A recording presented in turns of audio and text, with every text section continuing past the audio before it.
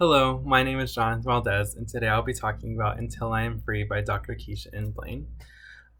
Dr. Blaine is an associate professor of history at the University of Pittsburgh, and she has her PhD in history from Yale University. Her research areas include African American history, the African diaspora, and women and gender studies. She has previously written another book about Black women in history, and also has published academic articles and articles in popular media. Until I Am Free was written, or at least finished, as Dr. Blaine mentions in the acknowledgments, during the COVID-19 pandemic. Some other things that were going on during the time was the widely publicized killings of a few Black Americans and the leading Black Lives Matter protests and the movements that came along with that.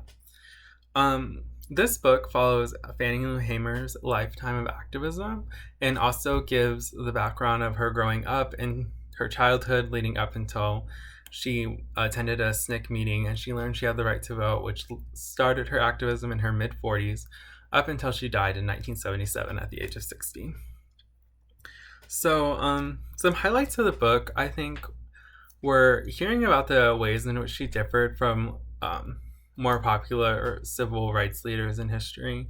I especially liked hearing about how she gave these very blunt speeches about her life, and I think that was a really interesting thing to hear about and learn about. It also sort of relates to some ways that I feel like it's important to share your story and share things that have happened to you, so to sort of make other people realize that things do happen to people, like discrimination in the workplace happens, racism does happen.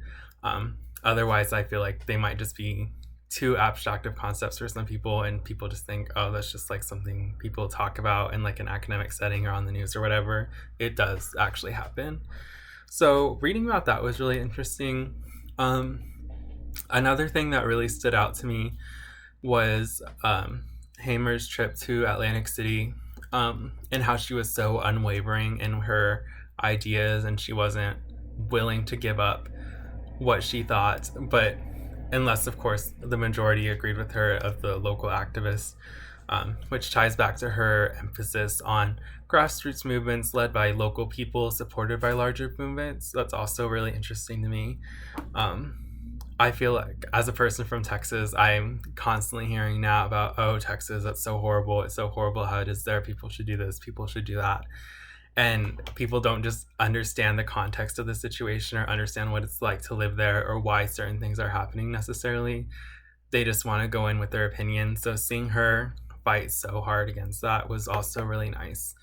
And just overall, the way she approached leadership and activism as a much less centralized thing than it's usually presented as. I do think a few of the shortcomings of the book, one was that I wish that the author had spent more time talking about the Freedom Farm. That might just be me as someone who comes from a really agriculturally focused area, but that's just something that was really interesting to me. I'll definitely research that more. And I know it did say it started and then it failed for these reasons, but did it really help anyone when it was working? Or like, what were the repercussions? Did this inspire people to do other things? Or how did this help with food security in the area? Just things like that would be more interesting to learn about. And I also think it could have provided more perspectives of the people who's were being helped by Hamer's activism. It talks about what white people in her area thought about her, and it talks about what other like notable activists thought about her. But I mean, the perspective of those people might not have been documented, but it still would have been something interesting to mention, and I think would have provided some really good context to Hamer's work, especially whenever there was this huge focus throughout the book on what do the people want, what are the people doing, what are the people thinking, and that's what should be driving our activism. But then the book just focused on perspectives from like really notable people. And then when it came to like, do I think the book introduces people to important perspectives? I definitely think it does. We don't often hear about women in history, of course, and what they thought. So I think it was good to learn about that. And it also was good to have the perspective of this person who wasn't like a middle-class activist who came up and who was very well educated and well-spoken and really adhered to this idea of what a leader should be. it was really nice to hear about this woman who grew up as a sharecropper. She didn't necessarily have this huge educational background, but clearly she had good ideas and ideas that people respected and wanted to follow. And she was able to be very charismatic and lead people in a different way than leaders who we've heard about throughout our history classes. And then when it comes to the "until I am free, you will not be free" idea of Hamer, I definitely also really liked hearing more about this perspective. I'm sure I've probably heard this quote at some point, but really learning about it and hearing it and learning about like the context of the quote and how Hamer's speeches were and everything was really interesting.